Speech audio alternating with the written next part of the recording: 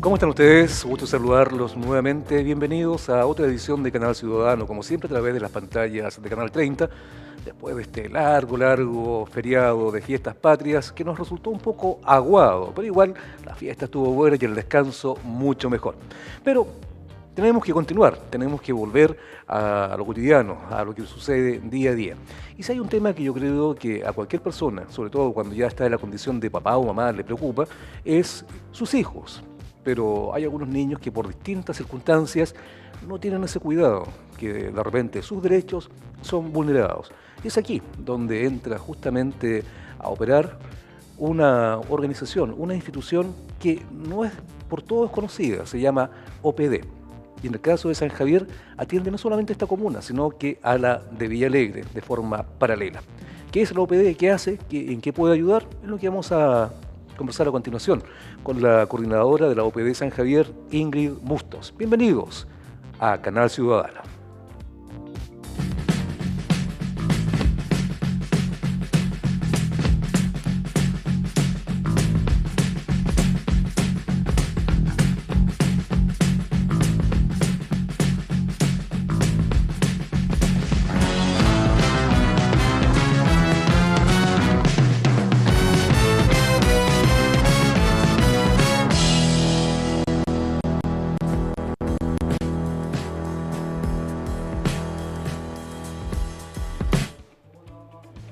Y ya estamos con ustedes para conversar, como lo hacemos todos los días a esta hora, sobre temas que nos complican en algunas oportunidades, nos gustan en otras, y de repente nos dejan con una sensación, ¿por qué ocurre esto? ¿O por qué sucedió esto?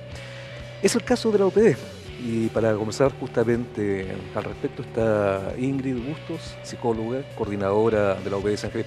Ingrid, bienvenida. Muchas gracias por la invitación. ¿Qué tal el 18, Ingrid? Una pregunta que no podemos evitar. Todo bien en familia, disfrutado, sí. Bien celebrado, Sí. harta cueca, harta empanada. Harto de todo, sí. Y ahora hay que volver a la realidad. Hay que volver a la realidad, sí. Ingrid, y la realidad también de ustedes es bien complicada. OPD, ¿qué significa esta sigla?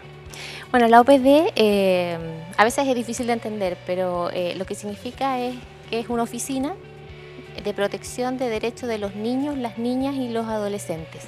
Eso se resume en OPD.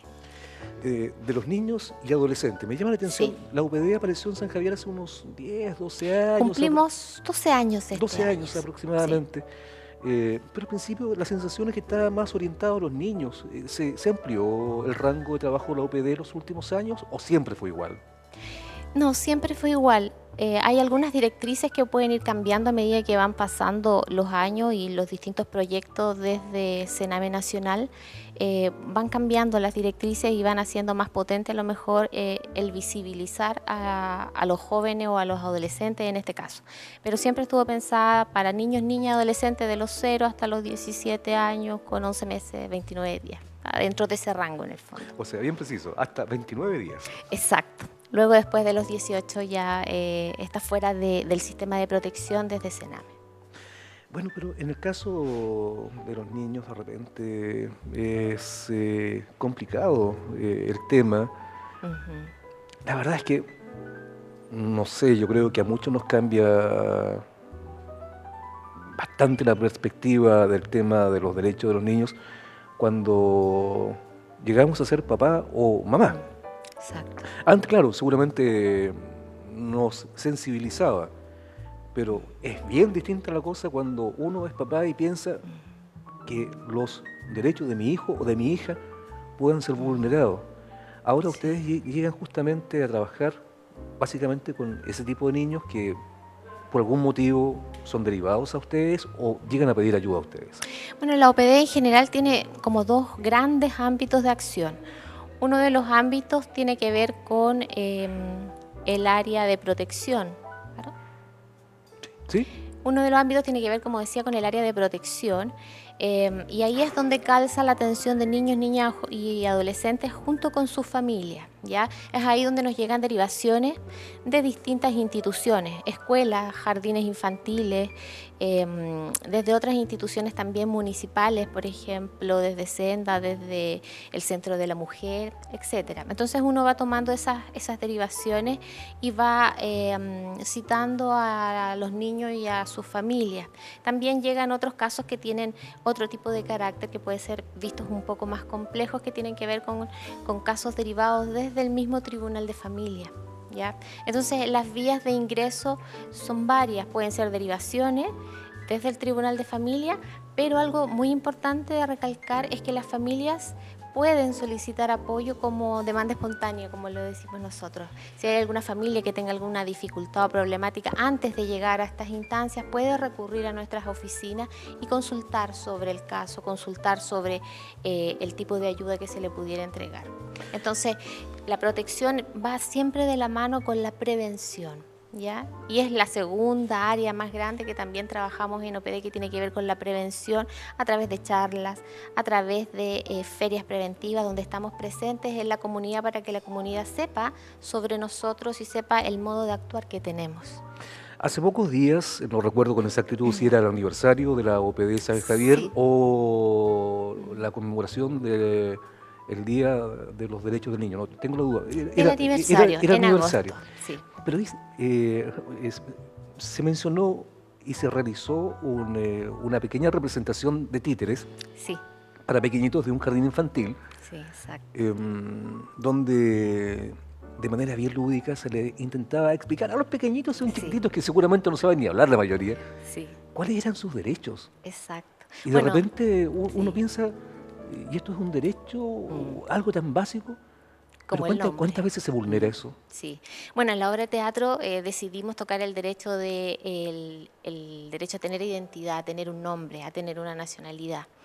Y a través de una obra de teatro bien simple, bien enfocada al tipo de niño que estábamos pensando realizarla, la enfocamos y la hicimos con la sorpresa de que varios niños, cuando terminábamos la obra, porque estábamos nosotros detrás de los títeres, detrás de eso, detrás de la obra de teatro hacíamos algunas preguntas como de qué se trataba la obra, etcétera, y los niños nos contestaban y entendían, y el objetivo es trabajar desde esa edad, desde que son bien pequeñitos, esto de que si bien tienen derechos, de que Chile ratificó, ¿no es cierto?, en la convención que va a proteger los derechos de los niños, y el Estado y así los distintos gobiernos, la tarea es tarea de todos.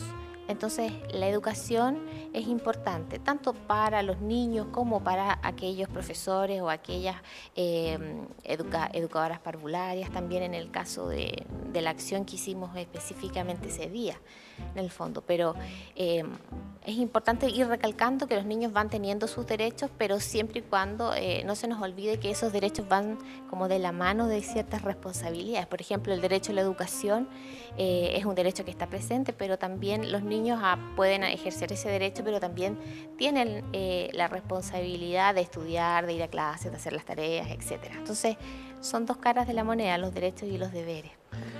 Bueno, la verdad el tema de los deberes, de repente en este país estamos como medio olvidados, estamos acostumbrados a muchos derechos. Sí. Pero entre los derechos que mencionaron, y yo lo personal dije, pero ¿cómo esto es casi tan obvio? Era a tener un nombre. Sí. ¿Te ha tocado alguna vez el caso de un niño que no tenga nombre, o ya es una situación muy extrema? No, dada la legislación no pasa, pero sí hay algunos niños donde producto de diversas cosas, a veces el nombre es mal usado. A veces son como víctimas en el colegio, a veces de bullying y situaciones así, producto a veces de los nombres, ¿ya? Pero no nos ha tocado como que un niño no tuviera nombre. Pero es bueno que ese derecho ya en un 100% se cumpla, es muy bueno, quiere decir que está presente, que está ahí. ¿Ya? Ahora enseñárselo a los niños es otra cosa, para que lo empiecen a tomar en cuenta, a validar, que se den cuenta que eso es uno de los derechos, que puede ser el más básico de todos, pero sin nombre es difícil también poder crear una identidad personal, es difícil saber cuándo te están llamando, cuándo te están llamando la atención, cuándo te están felicitando, ¿no? Cosas así que tienen que ver con el desarrollo emocional también de los niños. Ingrid, tú eres psicóloga, Sí. pero también estás con una responsabilidad de este tipo que, insisto, debe ser muy complejo. Eh, otro de los derechos que mencionaron es a recibir cariño, a recibir afecto. Sí. O sea, pero, ¿cómo, insisto, ya desde la perspectiva de alguien que es padre, es como tan extraño pensar en que no le vas a entregar cariño a tu hijo o tu hija, pero la realidad es distinta? Pudiera sonar básico, muy básico, sí. Lamentablemente uno de los derechos más vulnerados tiene que ver con el maltrato, ¿ya? Con el maltrato ya sea físico, ya sea psicológico, en distintos contextos, puede ser familiar, puede ser escolar, etc. Pero el ser padre implica también un gran desafío, y en este desafío hay ciertas edades que son más difíciles. Los niños no vienen con un manual y uno no tiene como papá ese manual como de crianza. Entonces, en ocasiones hay algunas situaciones que se van replicando, que tienen que ver con la cultura que tenemos nosotros y en general en la América Latina, la cultura de los castigos, por ejemplo, ¿ya? Y esos castigos es fácil que puedan pasarse de ciertos límites y caer en un maltrato. Entonces, pareciera básico que el entregar cariño esté presente en todas las familias. Hay distintas familias que se lo pueden entregar a los niños de distintas maneras. Pero el derecho ese, lo que radica principalmente es evitar cualquier tipo de maltrato, ya sea físico, ya sea psicológico. Por ejemplo, si un niño comete un error cuando son chicos, un niño hace, no sé, una pataleta porque no tiene un control emocional cuando es pequeño, y el papá a lo mejor no sabe, el papá, la mamá, el cuidador, la abuelita, la persona que esté ahí, no sabe que como niño no está preparado a lo mejor a los 5 años para regular la rabia o las emociones, y lo insulta o lo reta, o lo castiga físicamente, o usa, no sé, palabras como soeces o garabatos o cosas así. Eso a la larga va sumando daño a nivel psicológico en los niños. Entonces, esas habilidades parentales tienen que ver con cosas que se pueden aprender, que se pueden mejorar, que se pueden trabajar. Y es importante tomarlas en cuenta y no para saber si uno lo hace bien o no lo hace mal, sino que, ok, como lo estoy haciendo, ¿cómo puedo mejorar en el fondo? Porque nadie nace sabiendo ser papá, todos cometemos errores y por un error no pasa nada en el fondo con un niño. El problema es que cuando esto es sistemático, ¿ya? Y también hay otros conflictos a nivel familiar que influyen bastante, que tiene que ver con la violencia intrafamiliar que está lamentablemente presente en bastantes familias, y que si bien las agresiones o el maltrato no es directo hacia los niños, el ya ser testigo de esto genera un caos a nivel emocional en los niños también. Entonces, el objetivo del buen trato es que el niño crezca en un ambiente lo más sano emocionalmente posible, lo más rodeado de cariño y lo más rodeado de preocupación, de acuerdo a cosas como básicas, como, no sé, la higiene, el que tenga sus cosas para ir al colegio, el que nadie lo maltrate o lo toque de manera inapropiada. Tiene que ver con esas cosas. Justamente ese era el tema que quería consultarte. Mencionaste de hace un instante a profesores, parvularias, en fin. Incluso podemos llegar también al caso de personal de salud. También, absolutamente. Oye, mira, la verdad es que tengo contacto con mucha gente de educación por distintas razones, y en más de alguna oportunidad ha salido el tema de la realidad que a ellos les toca ver. Y lamentablemente, acá en San Javier, sí hay niños que son violados, que son abusados por sus hermanos, por sus tíos, por sus abuelos, y otros son golpeados. Lo hemos visto también en la tele, en los noticieros, más de algún caso de esas características. Ahí los profes tienen que actuar. Sí. Y después ustedes, porque tal vez eso sea la vulneración más fuerte, más dura que se pueden enfrentar. Sí, una de las cosas que nosotros trabajamos harto en charlas directas a jardines, a colegios, a escuelas, a liceos, tiene que ver con esta obligatoriedad de denunciar. ¿ya? Que más allá que haya una ley detrás, tiene que ver con algo humano, con algo que tiene que ver con algo que te pueda mover. Y efectivamente los niños pasan harto tiempo en el colegio, generan vínculos con profesores, con educadoras de párvulo, en salud a veces también, con orientadores, con psicólogos de los colegios, y los niños en ocasiones hablan, dicen, develan situaciones puntuales, y el colegio tiene la obligación de establecer una denuncia en Carabineros, en la PDI, desde poner, no sé, una medida de protección a través de un informe para el tribunal. Tiene que informar esas situaciones. Y también eso incluye a la comunidad. Yo puedo tener un vecino, un niño que sé que vive a 2 cuadras de mi casa y que a lo mejor está siendo golpeado, que está siendo maltratado, y también es importante que yo tome conocimiento de que es mi responsabilidad como ciudadano hacer eso. Oye, pero justamente el tema es cómo me meto en esta historia. O sea, no puedo llegar a denunciar porque a mí se me ocurrió que podría ser. Hay síntomas que te pueden, para los que no somos ajenos a esta realidad, no estamos en tu caso, no somos profe, nada, pero nosotros como gente de a pie, ¿qué síntoma nos debiera llamar la atención? Por ejemplo, te insisto, en un tema que se da con mucha frecuencia, por lo que entiendo, Sí. como es, por ejemplo, la violación.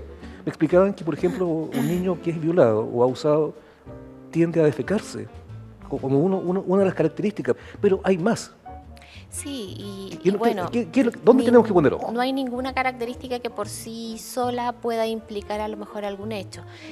Con esto indico que basta una sospecha para que yo pueda realizar una denuncia. No necesito tener el hecho probado, y no es la tarea de un profesor, por ejemplo, probar el hecho. Basta con una denuncia. Si hay una declaración de un niño, hay un relato de un niño, basta con eso, ¿ya? También hay que... quiero explicar algo en relación a eso. A veces hay develaciones cuando un niño cuenta que ha sido maltratado, que ha sido abusado, etc. Y es importante tomar esa develación e informar a las autoridades que competen sin sobreintervenir y sin preguntar o que el niño, no sé, pues sea entrevistado por una persona y después luego por, no sé, por la profesora, luego por el psicólogo del colegio, luego por el director. No, eso no es muy beneficioso para los niños. La idea es que se tome y se actúe. Los colegios tienen protocolos de acción, ¿ya? En la mayoría de los colegios, excepto a lo mejor algunos colegios rurales, hay psicólogos, donde también si hay dudas uno pudiera consultarlo. Ahora, es bueno que lo hagan, y es una de las tareas que nosotros todos los años repetimos, y una de las cosas más difíciles porque da susto denunciar. Hay denuncias que uno puede hacer directamente en Carabinero, hay denuncias anónimas, uno también puede usar la página de internet, por ejemplo, en la página de Sename hay una ventanilla en la página de internet y uno puede hacer la denuncia ahí también anónima. Entonces no es necesario que yo compruebe el hecho porque no es mi deber, basta con una sospecha de algo que pudiera indicar que la vulneración de derecho está. Es mejor pecar en este sentido como de exagerado, y ojalá que no sea, a dejarlo pasar porque uno dice, quizás no sea, quizás esté exagerando yo. Ahora, con respecto a los síntomas, hay varios síntomas. Generalmente hay cambios conductuales en los niños. Cuando me refiero a cambios conductuales, me refiero a cambios, por ejemplo, pueden estar más irritables, pueden estar con la habilidad emocional más emocionalmente inestables, por ejemplo. Hay niños que tienen como regresiones conductuales, niños que quieren volver a ser bebés o niños como de menor edad. Hay chicos que presentan rechazo a ir al colegio o al lugar, por ejemplo, donde ocurrió esta situación. Está la enuresis y la encopresis, que es esto de defecarse, de no controlar el esfínter o la pérdida de esfínter una vez ya conseguido. Pero ningún síntoma en sí, por sí solo, puede ser un indicador. Pero sí hay una sospecha, por ejemplo, de alguna situación. El deber es poder hacer la denuncia. El deber es ese en el fondo, ¿ya? Porque van a ser otras las personas encargadas de comprobar o no comprobar, personas que van a estar preparadas para tomar ese niño y hacer las pruebas respectivas para ver si eso es así o no es así, y luego hacer el tratamiento que el niño, la niña o el adolescente requiera. La intervención de la OPD, visto desde afuera, puede significar o ser interpretado como directamente entró la OPD y me iban a quitar a mis hijos. Sí, Sí, generalmente es es uno de los pensamientos, uno de los mitos que está bien presente en la población. Cada vez que nosotros salimos a feria y nos instalamos con nuestro stand, tratamos de acercar esta visión del OPD más real a la comunidad. Nosotros no tenemos ninguna potestad para quitar o no quitar un niño. Ya eso tiene exclusiva como potestad un juez de familia. Ya nosotros no podemos hacer eso. Sí, nosotros podemos intervenir cuando hay casos importantes de maltrato, por ejemplo, maltrato grave a nivel físico, maltrato grave a nivel psicológico, a través de despejes. Los despejes son evaluaciones que uno puede hacer a la familia y también al niño para ver qué situación está pasando. Ahora el despeje lo que hace es dar información con respecto a la situación del contexto familiar y cómo se ubica ese niño dentro de ese contexto familiar. ¿Ya? Y eso se envía obviamente al Tribunal de Familia y hay una consejera técnica que lo revisa y un juez que lo revisa y son ellos los que toman las decisiones. Uno puede poner sugerencias, pero las sugerencias son solamente eso, porque los que deciden obviamente tiene que ver con el tribunal, con ellos. ¿Ya? Nosotros siempre les explicamos a las personas que la OPD no está para enjuiciarlos, sino que es para que puedan visualizar como un apoyo. La oficina es un apoyo cuando yo tengo dificultades, por ejemplo, para relacionarme con los niños cuando son pequeños, cuando están en la edad de los 3, 4, 5 años, que se ponen un poco difíciles con los no, por ejemplo, cuando entran al colegio y a lo mejor hay bajo rendimiento, cuando un niño ya entra a la adolescencia y a veces es común esto de las relaciones conflictivas con los papás, con los permisos, con los límites, con las normas y todo eso. Entonces nosotros sin causa. les acercamos la oficina a ellos con el objetivo de que lo vean como un apoyo a esto de ser papá, que es súper difícil. Claro, hay situaciones complejas dentro de esto que son puntuales, como el maltrato, como el abuso, etc. A veces hay maltratos físicos que son dificultades en la crianza, que tienen que ver con la forma que a uno como papá lo criaron también. Y a veces uno conversa de eso con los papás se dan cuenta, uno les puede entregar otras estrategias con respecto a qué hacer en caso de una pataleta, por ejemplo, y los papás toman esas estrategias, las prueban, ven qué resulta y ya el maltrato desaparece. Oye, Ingrid, pero tú mencionaste algo recién que me llamó la atención. A nosotros nos criaron de una manera distinta.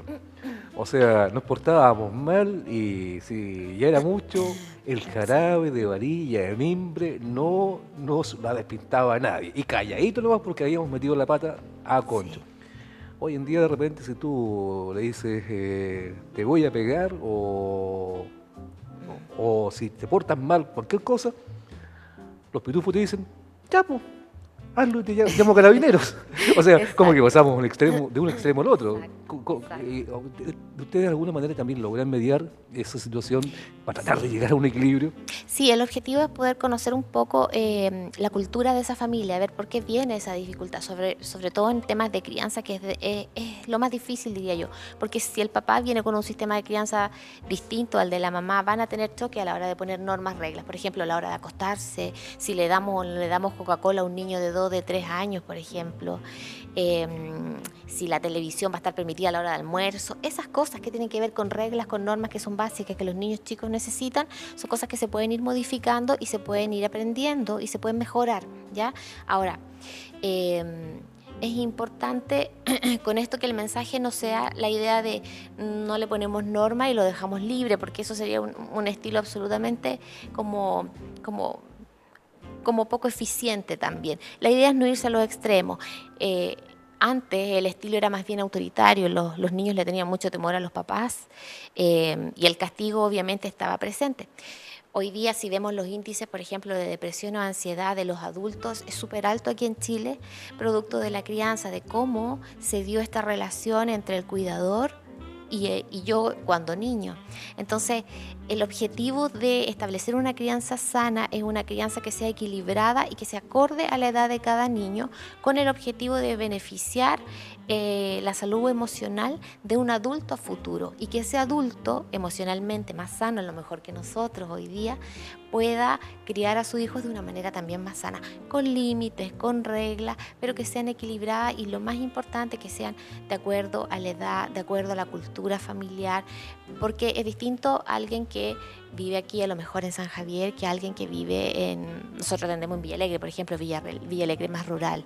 La cultura familiar es absolutamente distinta, entonces esas reglas o esas normas van a ser distintas a las de acá. Y no es malo que sean distintas, pero sí que sean en beneficio del desarrollo emocional de los niños. Cuando un papá entiende que un niño antes de los 6 años no va a controlar, por ejemplo, la rabia, y que mandarlo a la pieza para que se le pase solo no sirve de nada, porque el niño nadie le está enseñando a regular emociones, a identificar emociones, menos va a poder controlarlas. Entonces, cuando los papás entienden eso y entienden el porqué, y sale el mito de que me va a manipular, por ejemplo, y sale el mito de no, a mí me dijeron, o mi mamá, porque todos opinan en el tema de crianza, ¿no? Hasta el pediatra me dijo que lo dejara nomás llorar y que no lo tomara en cuenta. Cuando salen esos mitos y uno los trabaja, se produce un enriquecimiento de la crianza. Y eso es lo que nosotros tratamos de potenciar en las intervenciones, en lo que hacemos en el fondo día a día.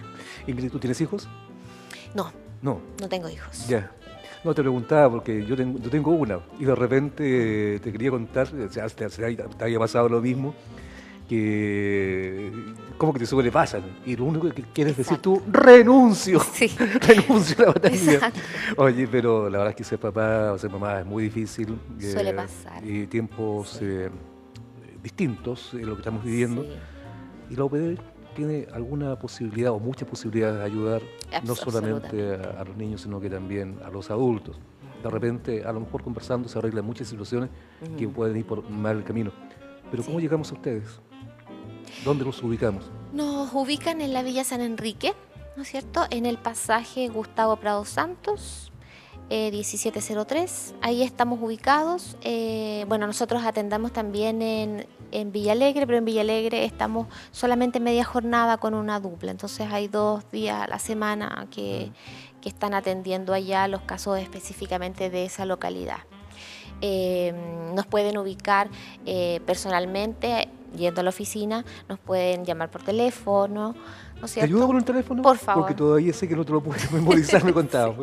Mira, no, sí, hablar conmigo, contarme el secreto, lo sabe todo el mundo. Bueno, el teléfono de la OPD acá en San Javier es el 732-32-37-28, teléfono fijo. Exacto. Ya, ¿y el correo? No sé. El correo es OPD S de San Javier, pero solamente la S. S Javier, es OPD S Javier. Arroba Gmail. B corta A. Sí, ahí te lo voy a leer. Arroba gmail.com. Sí. OPD S Javier BA de Villa Alegre, exacto. Arroba gmail.com. Sí. Pero lo más fácil yo creo que sigue siendo, o se llama por teléfono al 732 32 37 28. Exacto. O van a la calle Pasaje Gustavo Prado Santos 1703 en la Villa San Enrique. Hay personas también que se han comunicado con nosotros a través de Facebook, a través de la página que tenemos en Facebook. Se han comunicado, nos han mandado mensajes, nos han mandado sus dudas, y eso también sirve y es válido, y podemos apoyarlos también. Basta que nos pongan un teléfono de contacto para poder devolverles la llamada y no hay dificultad. Ingrid Bustos, coordinadora OPD San Javier Villa Alegre, te agradezco la gentileza de haberte arrancado un ratito. Muchas gracias. Acá a conversar con nosotros de lo que están haciendo, lo que pueden hacer, de qué manera pueden ayudar. Te dejo cordialmente invitada para que sigamos ahondando en temas más puntuales, no tan generales como hemos hablado hoy día. Y bueno, bienvenida acá a Canal Ciudadano. Y fíjate que a propósito de derechos también, yo creo que uno de los derechos es entretenerse los niños, de pasarlo bien, y de los más grandes también. Pero para eso hay varias alternativas. Una es quedarse sentado frente al televisor, y la otra es hacer ejercicio. Exacto. Y fíjese, señora, que el día 21 de octubre Maule corre. ¿Así? ¿Sí? Vamos a ponernos nuestras mejores zapatillas para correr los 400 metros, o caminarlos, al menos en mi caso. Bueno, pero... El día 21 de octubre Maule corre, un evento organizado por TV Cable Loncomilla y Multicom. Esté atento para participar y disfrutar también del deporte junto a nosotros. Hacemos una breve pausa, volvemos de inmediato con más Canal Ciudadano.